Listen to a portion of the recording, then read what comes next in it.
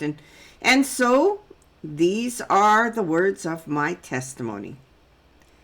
My name is Shelley Giesbrecht. I was born on the 7th month of the 7th day in 1964. Originally, I thought this whole hot mess started with health because, you see, I was basically born sick with my first autoimmune disorder diagnosed at 3 years old. It was a whopper, one of those idiopathic I don't know, with teams of 5 doctors coming in to see all at once to do the diagnosis and to learn from this patient. A medical mystery, actually, of which I later on learned the one diagnosis is still one of the oldest medical mysteries in the Bible as well. I assumed incorrectly that in my more adult life that I had found this chaos innocently, but I learned that wasn't true. Starting with vitamins and herbal therapies, then learning extra alternative therapies, spending much time on healing modalities like graduating reflex therapy, reflexology, massage therapy, ear candling, and vitamin nutritional courses.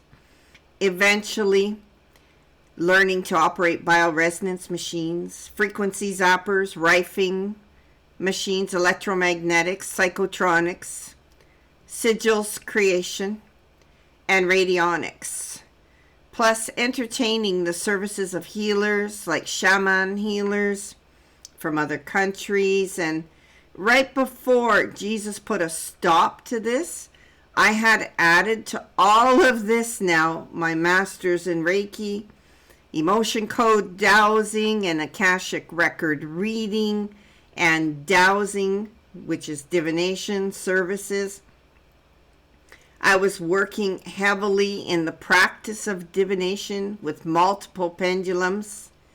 At one point, I believe I owned 39 pendulums, or any string you could hang something off of. It would do, as it would start to rotate for me. And this all resulted in my being surveyed and recruited for a special project by the Sheol realm. And this finally and thankfully led to Jesus and even further supernatural experiences.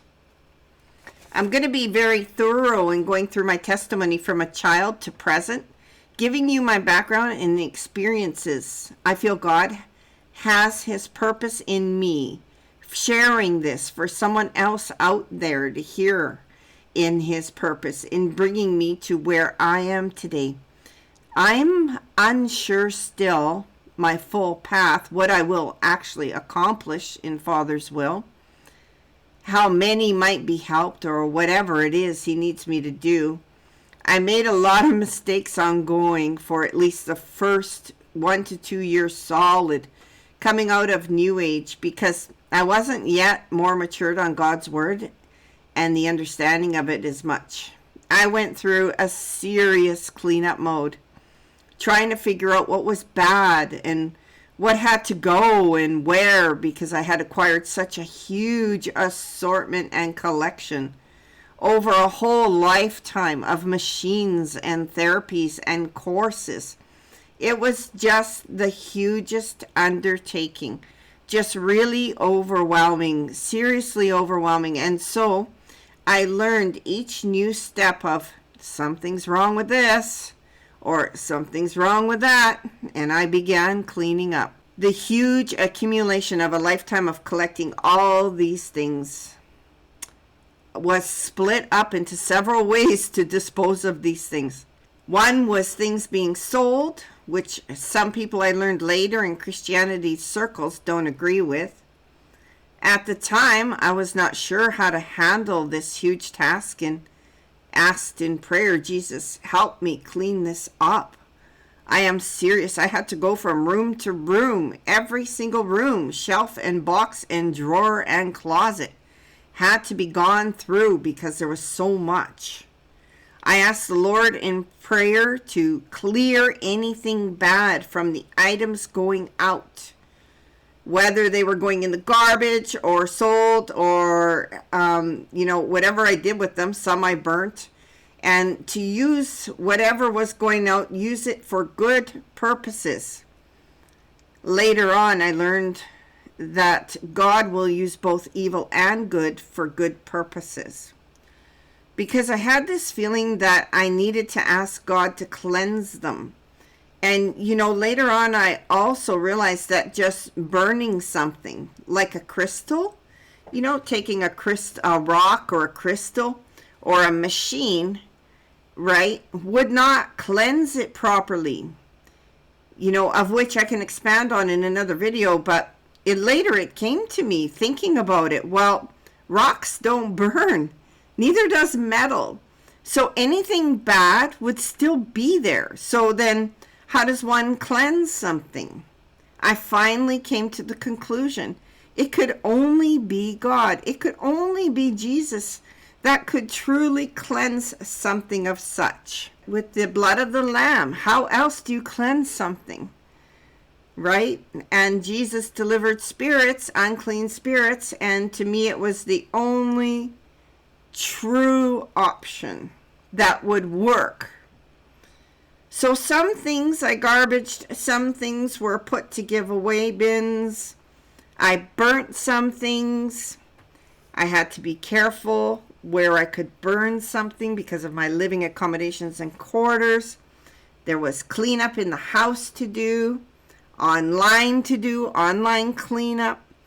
I recall hitting delete to whole profiles on Facebook and YouTube.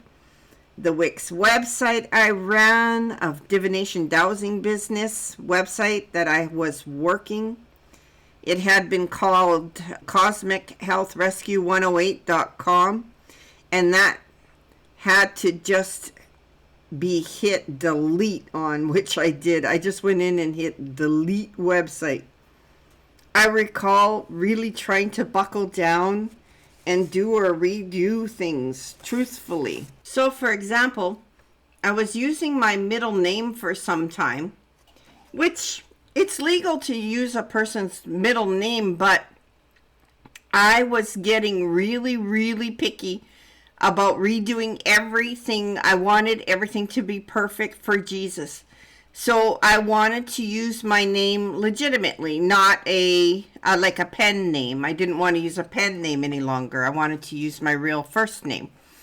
And so for business purposes, though, for several years online, for example, a book I had written, and then for the dowsing business, I was using a pen name, and I was using Cosmic Catherine, and my middle name is Catherine.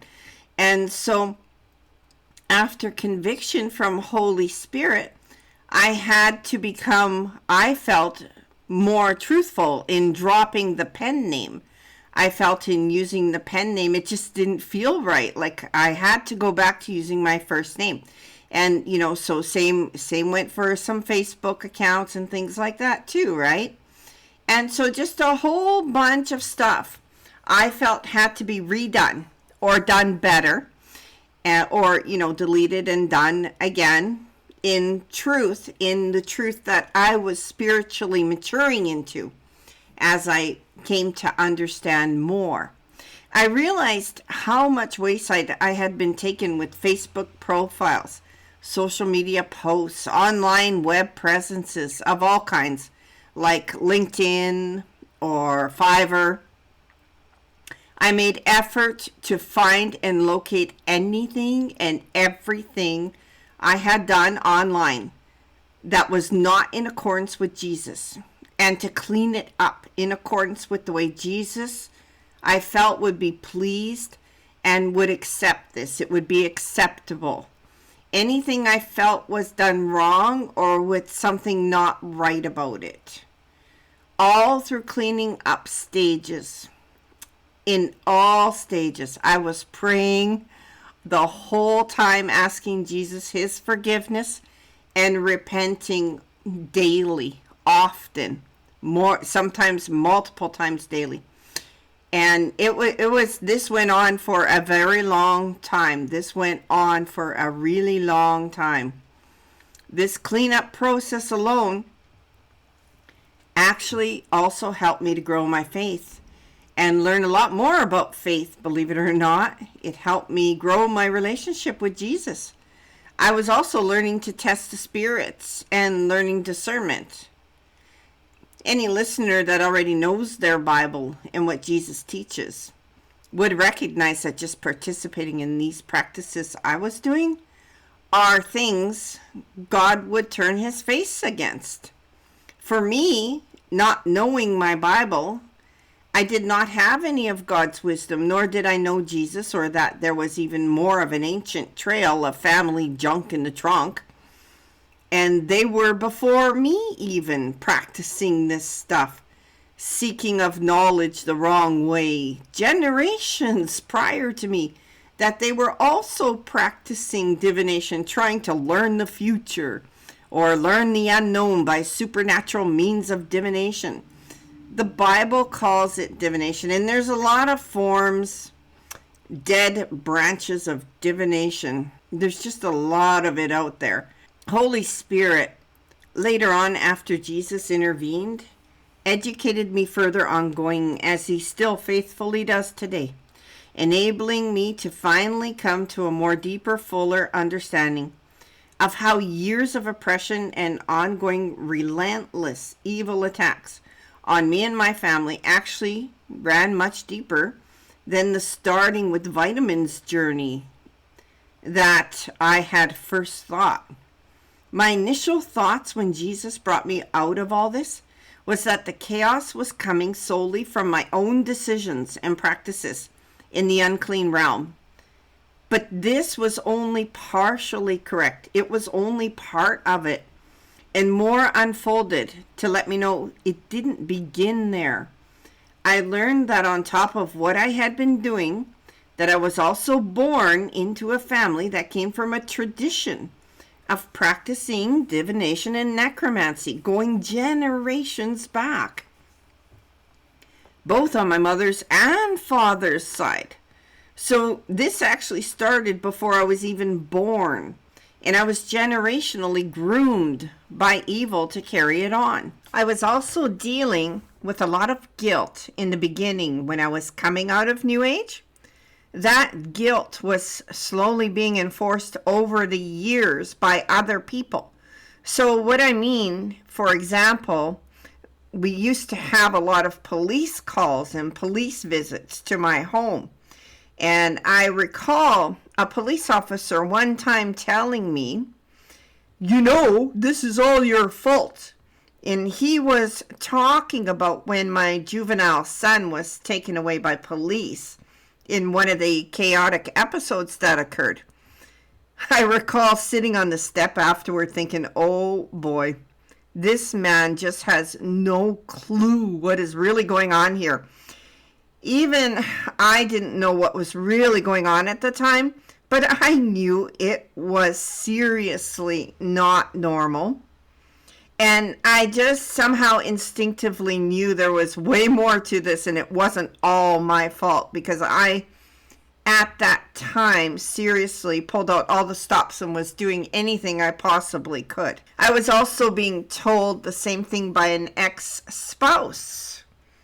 I was also being told the same thing by my own family members. Everyone blamed me as the bad mom, the black sheep, who didn't do things the right way, even though they would refuse to help out. They would refuse to babysit, to do extra things to help the situation out, give me a break, nothing.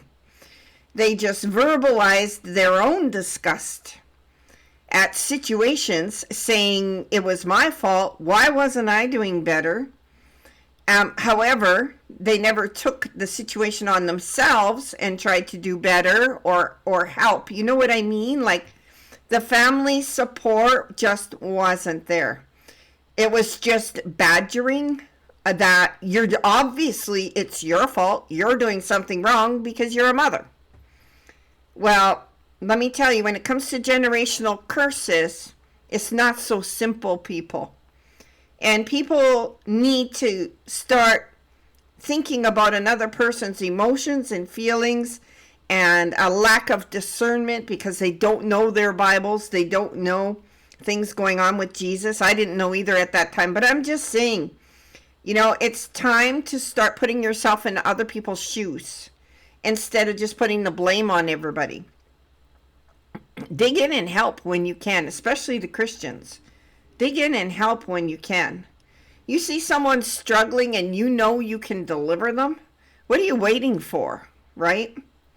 Anyways, so I was on my own for years and years, doing things the only way I thought was right in pursuing the alternative therapies. I felt at the time this was the right way to go. I just didn't know any better. The others were no help. In reality, they would talk and they would suggest, more alternative therapies, things that took me deeper down the rabbit hole and cost me more money, wiped out my savings. Eventually, this was a lifelong investment that completely wiped my savings out. Most people save for retirement and for their older age and so on, but I'm telling you, that didn't happen here. It wasn't able to happen. So I learned later on that there is a spirit, and it's involved with families. And it's actually a spirit that will attack another family member so that family member fails. And the spirit, the unclean spirit, wants that family member to fail and not succeed, because it wants to keep things generationally in the family, right? It wants to keep the family oppressed. I learned much more about my family history eventually, and learned more about the Bible too. I learned importantly that New Age is nothing new, and it's just new names or just a revamping, a rewording for Satan's old age evil stuff. It's just rebranded evil if you think about it. Incredible as it sounds, all the while doing all the divination, sorcery, necromancy, and even the offerings on the different modalities of altars, paper or machines. I was actually honestly thinking this was God approved, not realizing what was brewing that whole time under my feet that led up to the need for Jesus taking over. At the time Jesus came for me, I was operating my online divination business, having no idea I was running amok, a polluted family line of water witches, diviners, and divination that carried those extra generational curses as well. Sorcery, witchcraft, and a very strong degree of all of this. As I mentioned, my mother's and father's side both. From my mother to her mother, and from my father's side, my auntie as well was a Ouija board operator. And there was Freemasonry as well mixed up in this hot mess, as my mother's sister had married a Freemason. And I ended up as well later in life knowing another Freemason. And so this expands into an even deeper testimony of surprising, life-changing, unexpected things, and a flat-out miracle in cold weather. Plus other things I consider miracles as well, with Jesus' supernatural way at the helm of all things that happened before, during, and after I got convicted by Holy Spirit, delivered, and born again. I really feel God can use this testimony to reach a lot of different people, and it will relate to a lot of people on many different levels. So here goes now. It's time to get to the rest of this whole testimony. Get the testimony out there. The rest of my full story in as much detail as I can explain. For my Father Abba and his glory, Jesus, my Lord and Savior, and my Holy Spirit. This is my testimony for you, for everything you have done for me. And I so love you so very much, and want to share what you did for me and continue doing for me and with me every single day of my life moving forward. Ever since that absolute groundbreaking moment that changed everything for me and all that you did for me, Jesus, my life has changed forever. It has never gone backwards, moving in that stay forward thinking fashion. Approximately 18 to 24 months ago, I had two loud and profound statements that changed my life from the Holy Spirit. The first statement that came was, "Bring me the children." Then within a short time later came the second statement, which said, "You came in the back door. You need to come in the front door." Those two supernatural statements were the beginning of my assignment. Some call it a commission from God. But I didn't quite realize that at the time, but I know it now that it was an assignment or a commission. Much like you hear about many other people will be getting a word from God or a line from God, and it says, "You will write this book." Well, it's something like that. So the statement was, "Bring me the children." The second one was, "You came in the back door. You need to come in the front door." Starting with birth and my parents, I was born on the 7th month, 7th day, July 7th, 1964. I believe I was 7 pounds something. I don't have my birth record of pounds and ounces, but sevens runs in my name for some reason. My son was also born on the 7th day of a month. I grew up in a family of 5 in Manitoba, Canada. Biological mother and father, and me and my 2 brothers. I am the middle child as far as age and siblings go. I didn't have a huge eventful childhood. We were not raised attending church regularly or anything like that. I came from a mixed Ukrainian and German background. Father was German side of the family. Mother was Ukrainian side of the family. To this day, I don't know how to speak German or Ukrainian. I only know a couple of Ukrainian words here and there, maybe. That's about it. Our family did not attend church regularly of any kind. My mother was pretty much the God-fearing one in our family. My mother did believe in God. She always believed in God, but we were not regular church attending family, and godly discussions just did not take place in the home or the family. I recall event times of New Year's Eve and Christmas, things like that. My mom sometimes would take us to, when we were really young, like a church mass or a church event, because I recall, I believe 1 or 2 times going late at night to church, like around Christmas time, but that was an out of the ordinary routine. It was not a normal occurrence for our family to be going to church.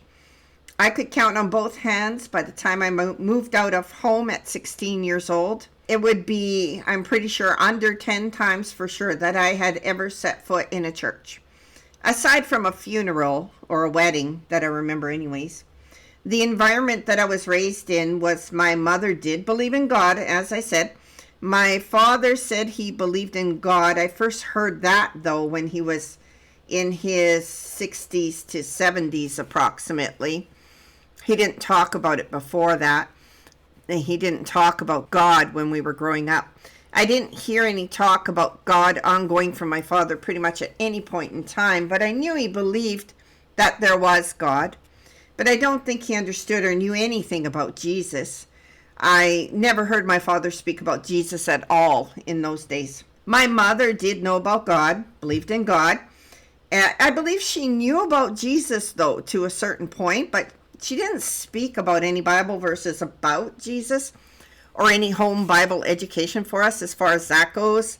At a very young age, just from the little bit that my mom really did for us in that regard for our family, she had a mustard seed of faith, basically, that she lived on without reading her Bible and all that, which she didn't own a Bible that I ever knew of.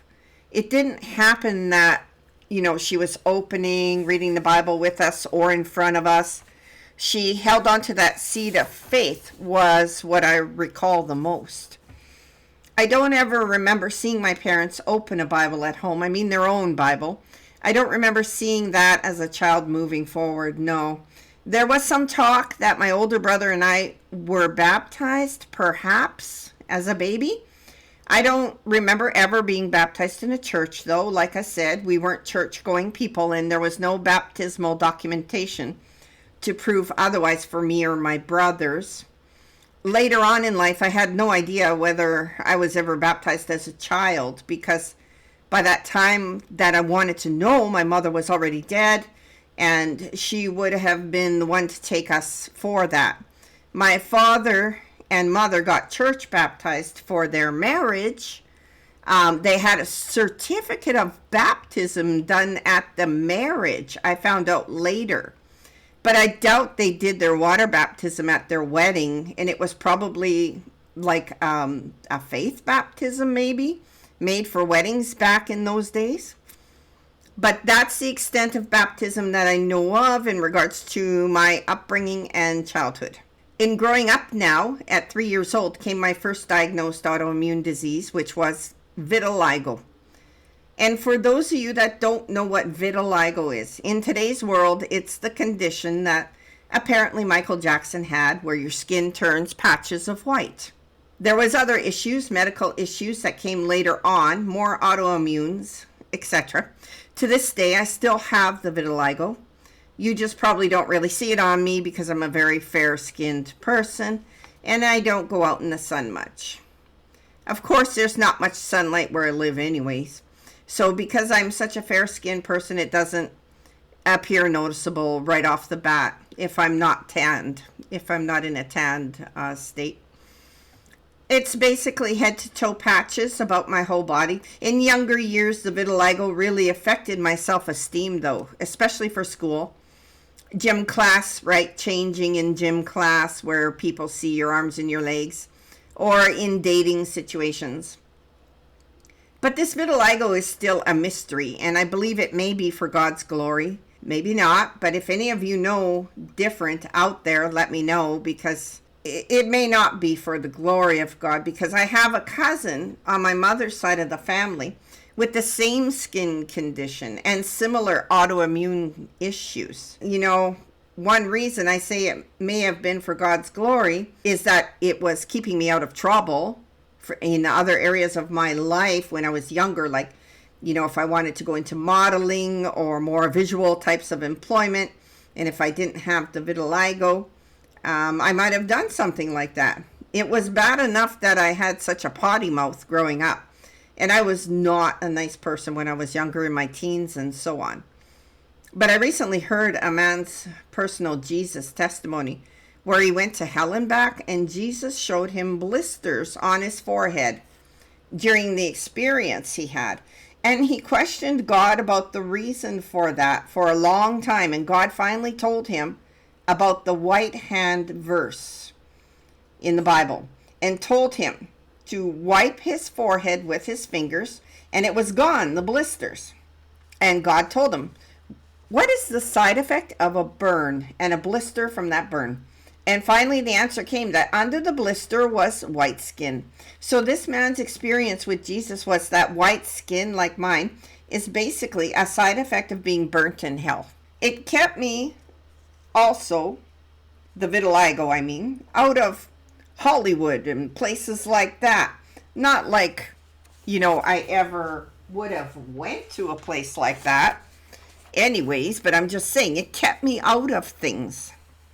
I did want at one point in time to be a model, but when I was young, that never happened, and that was always because of the self-esteem issue to do with the vitiligo. And I had problems in school with it and in my later on years, etc. But the reason I feel it's for God's glory as well is because it could be. There's actually a Bible verse, and I just learned this. It was last year in the Bible. God instructed Moses to put his hand inside his cloak. And when he took it out, his hand was leprous, white as snow. Because vitiligo is the oldest known condition documented back to biblical times, in the Bible, God said, put your hand in your breast pocket of whatever it was he was wearing. So he put his hand in his breast pocket, and then he told him to pull it out. And this is in a Bible verse. And when he pulled his hand out of his pocket, his hand was pure white as snow, pure white, which means his hand turned to vitiligo. And then he told him, I believe he said, put your hand back in. He puts his hand back in, And when he pulled his hand back out again, it was normal. So God, way back in Moses' time, created vitiligo. That's a definite fact in the Bible in Exodus 4, verses 6 through 7 in NIV. Then the Lord said, put your hand inside your cloak. So Moses put his hand into his cloak, and when he took it out, the skin was leprous. It had become as white as snow. Now put it back into your cloak. So Moses put his hand back into his cloak, and when he took it out, it was restored, like the rest of his flesh. The doctors, they never did figure out the vitiligo to this day. The only real diagnosis description is found in Leviticus 13, 1 through 45. That has all the laws about skin diseases and diagnosing them. And so there is some conditions where white skin can come about through fungus and things like that, but not what's on me. It is more rooted the biblical times type, I suspect. My mom was always searching for a cure. I ended up being examined by multiple doctors and even went to the United States to see a biochemist one time for a really expensive but eye-opening visit. The man also told me at that time if I kept up my lifestyle of, I was partying and all those things, that I would be dead by my 30s. So I actually listened to the guy and made healthier changes, but I was not cured. I came home with tons and tons of vitamins, bottles and bottles of vitamins, and it was a regimen of somewhere like 80 or 90 vitamins a day, and I just couldn't keep it up. It just was so much, it was a lot. So eventually that went by the wayside. And then ongoing, eventually more conditions presented. My hair fell out in patches, and on my one eye, my eyelashes fell out, but no cancer, and thyroid disease and such things, vitamin therapy, pretty much is what I used mostly in the beginning for, all the autoimmune conditions and illnesses that were piling on. So from the age of 3, the first autoimmune condition, the vitiligo, the next thing I majorly recall is when I was around age 5. My grandmother on my father's side died. I recall wearing red boots at her funeral, and at that age, around 5, I remember my parents bringing to us kids a Ouija board to play with. Here is my first introduction to the supernatural realm that I actually remember. I actually remember myself physically using the occultic Ouija board. Speaking directly to dead spirits started at around age 5 for me. And I remember my older brother and me playing with this Ouija board that our parents gave us. I remember the triangle shaped thing that you put your hand on. And I remember going over the letters and the numbers and asking questions. There was a yes, no section, and spelling things. I don't remember what we used to ask it or what it said back, but I do remember playing on it, and I do think I remember responses. We played with it for sure several months or more. My parents, I learned later, bought the Ouija board off a Eaton's mail order catalog purchase. And it was intended as just a kid's game, my father said, for the kids to play with, for my older brother and I. I remember my mother, one day she came in and she grabbed the board and she just fired it off away from us. I recall she took it to the garbage bin and it went into the garbage. And she was in a hurry to get rid of it in that bin. She never said a word to us about what was going on or what happened, or if she did, I just don't recall what it was, but it was gone. So at age 8, I experienced my first recollective, God-centered major supernatural experience. Now this is something direct from God, only God himself, and occurred over where I lived in Canada. Seeing the Star of Bethlehem, Jesus' star.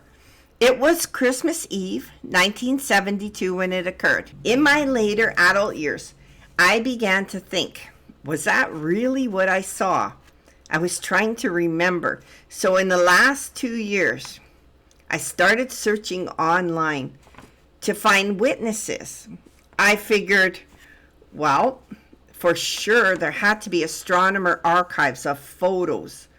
Come on, like the Star of Bethlehem, there had to be an archive of photos stored somewhere on the internet of this, star, like this amazing, incredible phenomenon. So I searched and searched, and I cannot find any real photos that any astronomers took. There has to be some somewhere. So if anybody knows where to find those photos that the governments must have taken, and if you find them, let me know where they are, because I would love to see them. So that was on Christmas Eve in 1972 when this occurred. So I know those photos are tucked away somewhere, and I really want to see them. So yeah, people, please, give up those photos if you know where they are. I'd love to see this for real again, like the photos. But anyways, sure enough, though, I kept searching, and guess what? I found a newspaper article and the story on the star that was done. This is the star that I actually saw with my own eyes. And so this was proof for me. I found it documented with other witnesses who also saw it. What they saw, what I saw as a child. I'm going to post up the news article URL. And because of the restrictions in Canada on news articles, if I post it on Facebook, you won't get it. It'll be blocked. But I'll put the URL up on the screen here, and you can take a look at that. And if you pull it up, it's absolutely fascinating. And I'll put it in the links below. So it was, people, I'm telling you, it was truly Jesus' star. The Star of Bethlehem. Oh my. I was about 8 years old. It was the largest star I have ever seen. And it seemed to fill the entire sky, left to right and top to bottom. And it just lit up the sky with its incredible emanating brightness. It was so bright. I recall just fixated. My eyes were fixated on it. And I think we were just all motionless staring at it. I recall watching the star with my mom and my brother, and it was just, we were speechless. We were motionless and speechless, sitting in front of the big living room, big pane picture window. We were in awe, staring out at the sky like it was dark out. It was night. And today, when I think back on this, I know what it would have been like to be a witness to this amazing sight 2,000 years ago. If this is what the wise men saw, I can tell you, they would have had no trouble at all following this star. It was exact and big, like you would expect from God. Huge and bright and no mistake. There's no mistake. You know it's God.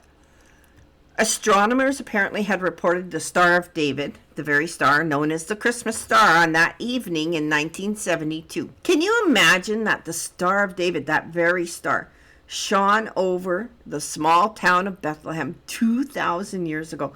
And here it was again, lighting up all that our eyes could see on that night. Wow, what a wonder this was. It had to have been on the news all over everywhere at that time. I remember my mom, and I don't remember my dad being there, but he says he was there, and he said he saw it too. And he said he woke up my brother. I remember my mom waking me up at night and getting us to go look out the living room window. I was in my pajamas late at night. I remember my mom hushing us to the window, and she was so excited, and it's like, look, look, look. And I believe she was pointing out to make sure we couldn't miss the biggest light there was in the sky. Thinking back now, it's funny that she had to point to it because it was so big and it's just unmistakable. We had a great big living room picture window with curtains, and she had all the curtains pulled back, and it was the biggest, brightest, beautiful, like a cross-shaped star. It definitely was cross-shaped, but really prominent and big. It filled the sky. It was like the sky was so huge, but it was so big and noticeable in the sky. It's hard to explain it, but I'll try. To a child's eyes, it was like taking up half to 3/4 of the sky, from upwards to downwise, and then widthwise, left to right. It would be like half or 3/4 of everything my eyes could see at night, like the whole sky. That's how big it was. The other stars in the sky paled in size, in comparison size to my eyes. You can try and picture a big white sand beach with maybe like 1,000-pound rock in the middle of it. That's what the other stars reminded me of. To this day, it's like, all the other little stars would be like the sand grains or pieces, and then this big 1,000-pound rock in the middle, it would be very obvious compared to the sand. Well, that's how the star was in the sky, and Jesus's star was so much like that, big, large, and all these other little tiny twinkles around it in comparison, just tiny, pale in comparison to Jesus' star. Unreal. All the other stars, there was nothing in comparison. And, it was just so bright. And it was like white, a white light, not yellow, not like a man-made light. No, this was white and clean and crisp and emanating and glowing and brilliant and bright. And it emanated like it was so big and so beautiful. I've never seen anything like it ever since. And I didn't know what I was looking at that time. I just knew it was special and it was different. And it was just such a wonderment to put my eyes on and look at that. I'll never forget that. And I recall it being so mesmerizing. We were just all gazing at it, staring at it and staring at it. And I have no idea how long we stared at that, how long it lasted, but I remember staring at it, and it was beautiful, and I never wanted it to end. And never before had I experienced such an awareness of something so huge, shining and glorious to look at. Like with my eyes as a child of 8 years old, not aware this was God's peace and his presence, the same light that ushered in the earthly presence of Jesus 2,000 years ago. And it was again shining to declare, and it was again shining to declare the glory and the majesty of God. How exciting is that, people? I'll bet you most of you don't even know that happened. That story, the article on the internet with the URL I noted, it's called Finding the Christmas Star 49 Years Ago. I just got to catch myself here. And it was over Canada. It was over Winnipeg, Manitoba, Canada, where I had seen it from my view. I put up a little clip shot of it, of what I thought what I remember it looks like, because I don't have a real photo. But you can Google it and search for that article, and you can see what I saw, read about what I saw. It was breathtaking. And you knew it was so big, supernatural. You knew it was God. Incredible. Okay, so going forward now,